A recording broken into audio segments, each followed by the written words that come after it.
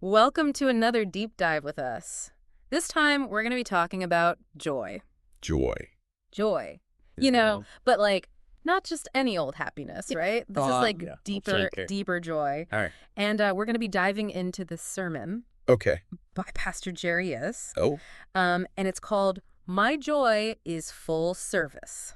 All right. Full service joy. Yeah, full service joy. I like that. It makes you kind of rethink joy a little bit, right? From Yeah. the get-go. Yeah. And then you hear about all these people in the audience, like, shouting, fire. Wow. And the pastor's talking about, like, drawing joy from a well. Interesting. I mean, it's not your typical. it's not your typical Sunday sermon. Yeah, it does not sound like it. Right. No. So to help us understand this a little bit better, can you maybe give us a bit of context on Pastor Eze and his style? Yeah. So Pastor Jerry Eze, he's known for these like high energy sermons, right? Mm-hmm. He really focuses on deliverance and prosperity. It's like he's leading you through a spiritual workout. You know what I mean? Oh, yeah. And so that energy, it definitely comes through in his message. That makes a lot more sense now. Yeah. So maybe when they're saying fire, they're not talking about like, literal fire, but more like that inner spark Right. that he's trying to ignite. Exactly. Yeah. But honestly, what really struck me was Yeah. how he defines joy, right? He says it's not about external circumstances at all. It's all internal. Okay. And he even said, people who have Lamborghinis are envying you. Wow. I mean, come on. That's a bold statement. That's a bold statement. Yeah. Do you think people with Lamborghinis are really sitting there, like Okay. secretly yearning for something more? I think what's really interesting there is like the contrast he's making, right? Okay. It's easy to assume that if you've got money, Right. material wealth, then you're happy. Right. Right. But Pastor Eze is like, no. There's something deeper. Right. He's saying that true joy, that full service joy Yeah. comes from somewhere completely different. Okay. Something a Lamborghini just can't give you. I see. And to kind of illustrate this, he uses this story of Hannah from 1 Samuel. Oh, yeah, Hannah, right. Her husband, Elkanah, I think. He's like showering her with gifts, Okay. trying to make her happy, but she only finds true joy after this like really intense spiritual experience. That's exactly it. Right. And that's a point that Pastor Eze really emphasizes. Okay. This difference between, happiness, which is often fleeting and tied to stuff, Right. things, Mm-hmm. and then there's joy, which is rooted in something way deeper Oh, and yeah. way more enduring, something that lasts. I see. So how do we tap into this deeper joy? I mean, is there like a secret formula or something? Well, Pastor Eze kind of gives us an equation. Oh, He says it's righteousness okay. plus peace All right. equals joy. Righteousness and peace. That's it. Okay. I mean, those are some pretty big concepts there. What do those even mean, practically? So that's where it gets really interesting. Okay. Righteousness in this context means aligning yourself with God's will, living a life that reflects his principles. Right. And then peace, Mm-hmm. it's not just like the absence of conflict. Mm-hmm. It's this deep, unwavering trust in God, Okay. even when things are tough. Even when things are tough. Yeah, he even calls it illiterate peace. Illiterate peace. Yeah. What is illiterate peace? It's this kind of peace that doesn't need to understand why things are happening Okay. to remain unshaken. Okay. It's like a child's trust in their parent, Hmm. knowing they'll always be taken care of, Okay. Okay. no matter what. So it's combining that trust with, living in accordance with God's will. Yeah, And that's where the joy comes from. that's where true joy emerges. Wow. Okay. Yeah, That's a powerful image. right. So it's not about ignoring problems Yeah. or pretending like everything is perfect. Not at all. It's more about having this deep sense of peace that allows you to go through those challenges Right, without losing your joy. exactly. Okay, so we're starting to get a clearer picture now Yeah. of what this full service joy really is. Okay. It's not just a feeling, it's this whole state of being Right. rooted in righteousness, peace, and trust in God. Absolutely. Okay. That's it. But how do we actually cultivate that in our daily lives? Right. I mean, is it just about praying more Okay. or going to church every Sunday? Well, it's definitely about connecting with your spirituality. But Pastor Eze gives some more concrete tools and techniques too. Oh, really? He talks about the importance of our words, the power of praise, and the role of community. Oh, hold on, hold on. We're Right. just getting to the good part. I know, right? I guess we'll have to pick this back up in part 2 Yes, we will. to find out how to put all this into practice. Exactly. Join us next time Yes. as we continue our deep dive into Pastor Eze's message on full service joy. Sounds good. Yeah. All right, so we started unpacking Pastor Eze's concept of full service joy. Right. You know, this deep and enduring kind of joy that goes way beyond just like fleeting happiness, you know. Yeah. But how do we actually cultivate that? Right. It can feel kind of abstract. It can. It Yeah. can. Right. It's one thing to understand the concept, Yeah. but to like actually experience it. Exactly. So Pastor Eze, he does mention some specific like tools and techniques for cultivating this kind of joy, right? Yeah, he does. One that really stood out to me was this idea of drawing joy from the well of salvation. Oh, yeah. The well. He uses such vivid imagery, He does. He does. talking about like drawing healing, laughter, even babies from this well. And it's all fueled by joy. Yeah. What'd you make of that?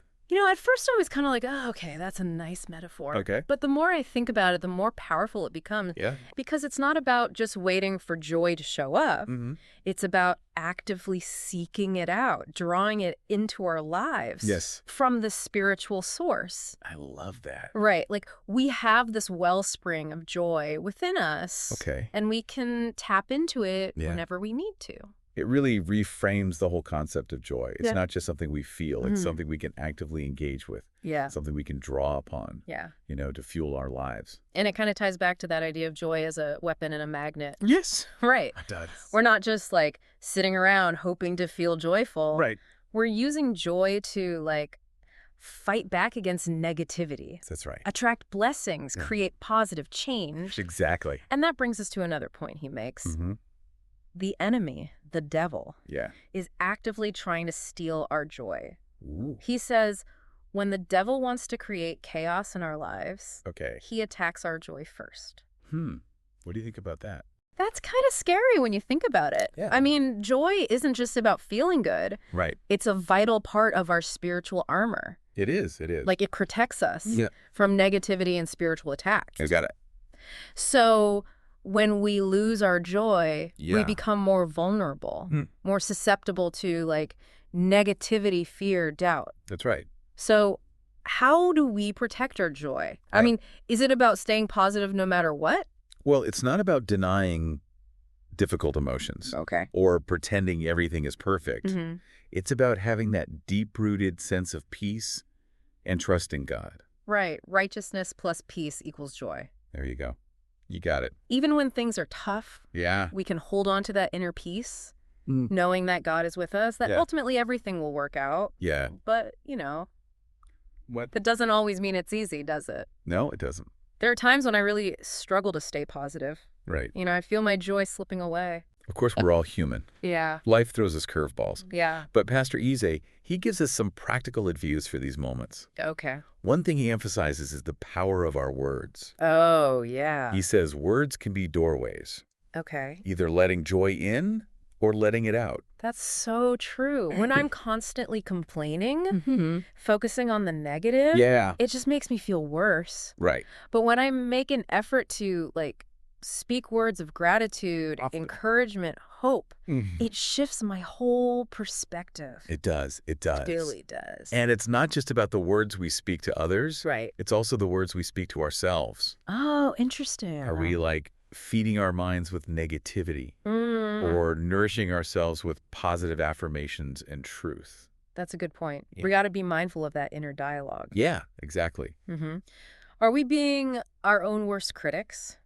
Or are we being kind and encouraging? Right. And this is where Pastor Eze's concept of eternal words versus mortal words comes in. Oh, eternal words versus moral words. Yeah. He Okay. encourages us to speak words rooted in eternity, words that carry like timeless truth and power, Okay. words that align with God's word. So instead of getting caught up in all the negativity, the drama of the moment, Right. we can speak words that lift us up, Yes. that inspire us, Yeah. remind us of God's love and faithfulness. That's right. And it's not just about speaking positive words. It's also about like being discerning Yes. about the words we allow into our hearts and minds. Exactly. What are we reading? What are we watching? Yeah. Are we filling ourselves with messages that cultivate joy Right? or messages that just drain it? It's about being intentional. Yes. Intent. About the information we consume, Right. the media we engage with, even the conversations we participate in. Absolutely.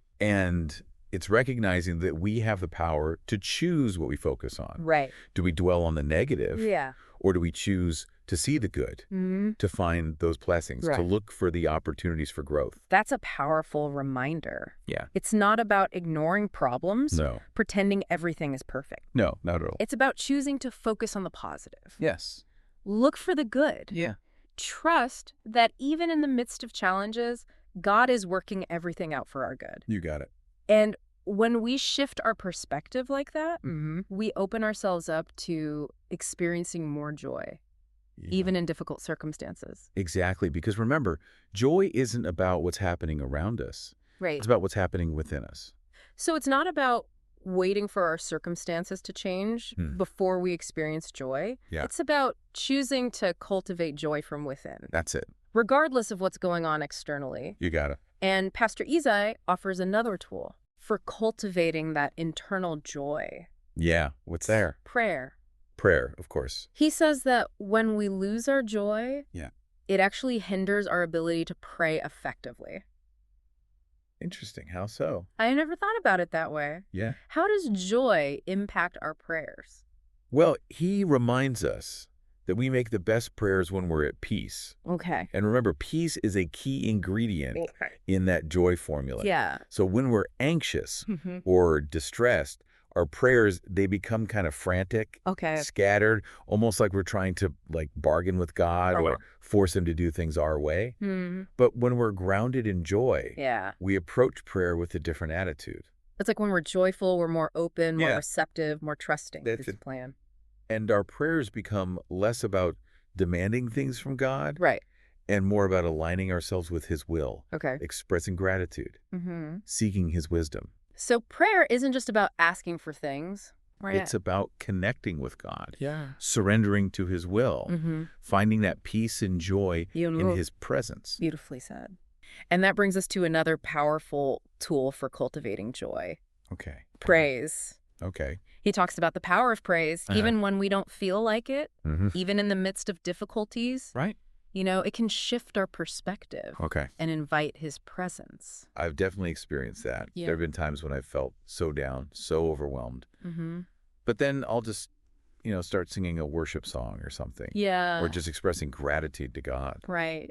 And it's like this weight lifts off my shoulders. It's amazing how powerful praise can be. It is. Right. It's like choosing to focus on God's goodness and power instead of dwelling on our problems. Right. That shift in focus is incredibly uplifting. It is. It is. And Pastor Eze also talks about the importance of surrounding ourselves with people who radiate joy. Those joy bringers. The joy bringers. Right. He really emphasizes the importance of community in cultivating joy. Absolutely. What are your thoughts on that? I think it's crucial. Yeah. We are so influenced by the people we spend time with. That's right. If we're constantly surrounded by negativity and complaining, it's hard to cultivate joy. It's going to be tough, yeah. But when we're surrounded by people who are positive and encouraging, it rubs off on us. It does. It's like our joy becomes contagious. It's contagious. We feed off each other's positive energy. Yeah. It creates this upward spiral of joy and positivity. Absolutely. And on the flip side, we also need to be mindful of the people who drain our energy, who bring us down. Yeah. Constantly focus on the negative. Yeah. Sometimes we need to set boundaries with those people. Okay. Even if they're family. Yeah. Even if they're close friends. Right. To protect our own joy. That's such a good point. Yeah. We have to be proactive. We do. About creating a supportive environment, both internally and externally. Yes. And that includes being mindful of the media we consume. Right. Conversations we engage in, people we spend our time with. It's all connected. Right. It is. It's about recognizing that we have a choice. We do. We do. In all these areas. Yes. We can choose to feed our joy or starve it.